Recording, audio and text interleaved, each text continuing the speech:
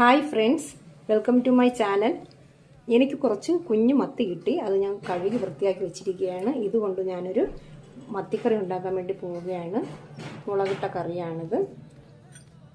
Guys, മൺചട്ടി അടുപ്പത്ത് വെച്ചു, എണ്ണ ചൂടായ ശേഷം ഞങ്ങൾ കുറച്ച് ഉലുവ ഇട്ടു, ഇഞ്ചി ഇട്ടു, ചതച്ച ഇഞ്ചി ഇട്ടു.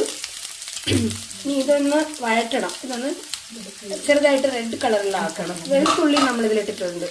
ഇഞ്ചിയും വെളുത്തുള്ളിയും ഇവിടെ കഴിഞ്ഞ ശേഷം നമുക്കത് ഒരു റെഡ് കളർ വരുന്നത് വരെ നമുക്കൊന്ന് വഴറ്റാം.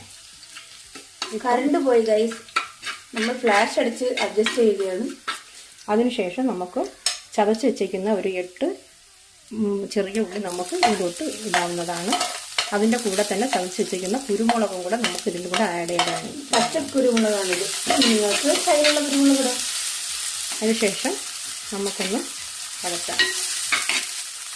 ഈ ചെറിയ ഉള്ളി കൂടെ തന്നെ നമുക്ക് കുറച്ച് വേപ്പിൻ്റെ ഇലയും ഒരു 2 പച്ചമുളകും ഇതിൽ ചേർക്കാവുന്നതാണ്.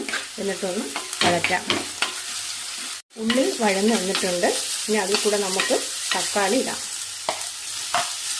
2 തക്കാളിയാണ്. അതിൽ കൂടെ തന്നെ കുറച്ച് മാങ്ങ, ഒരു കാത്തുണ്ട് മാങ്ങ, അതും കൂടെ ഇട്ട ശേഷം നമുക്ക് കുറച്ച് ഉപ്പിടാവുന്നതാണ്. ആവശ്യത്തിന് ഉപ്പ് ഞാനിപ്പോൾ ഒരു 1/2 സ്പൂൺ ഇട്ടിട്ടുണ്ട്. അതിൽ കൂടി നമുക്ക് മഞ്ഞൾപ്പൊടി ഇടാവുന്നതാണ്. ആവശ്യത്തിന് മഞ്ഞൾപ്പൊടി അതും കൂടെ ഇട്ട ശേഷം നമുക്കൊന്ന് വഴറ്റാം.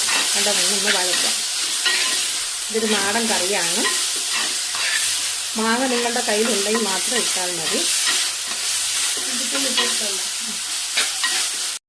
നല്ലവണ്ണം മാങ്ങയും തക്കാളിയൊക്കെ വഴന്ന് വന്നിട്ടുണ്ട്. ഇതിൽ നമുക്കിനി 2 സ്പൂണ് മല്ലിപ്പൊടി ഇടാം. അതായത് ടീസ്പൂണാണ്. അതിൽ കൂടെ തന്നെ നമുക്ക് ഇതൊരു 2 സ്പൂണ് മുളക് പൊടിയും കൂടെ ചേർക്കാവുന്നതാണ്. എന്നിട്ട് നല്ലപോലെ നമ്മൾ യൂസ് ചെയ്തിരിക്കുന്നത് നല്ലപോലെ ഒന്ന് പച്ചമണം മാറിയിട്ടുണ്ട്. ഇനി അതിലോട്ട് നമുക്ക് പുളിവെള്ളം ചേർക്കാവുന്നതാണ്.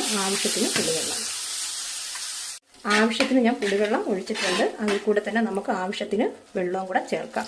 നമുക്ക് എത്രയാണോ ചാറ് വേണ്ടത് അത്രത്തോളം നമുക്ക് ഒഴിക്കാവുന്നതാണ്. നമുക്ക് ഒരുപാട് ചാറ് വേണ്ട, അതുകൊണ്ട് ഞാൻ കുറച്ച് കുറുകനെയാണ് വെക്കുന്നത്. ഇതൊന്ന് തിളച്ച് വരട്ടെ. എന്നിട്ട് നമുക്ക് മത്തി ഇട്ട് കൊടുക്കാവുന്നതാണ്. അപ്പോൾ കറി തിളച്ച് കഴിഞ്ഞു. ഇതിലോട്ട് നമുക്ക് മത്തി ഇട്ട് കൊടുക്കാവുന്നതാണ്.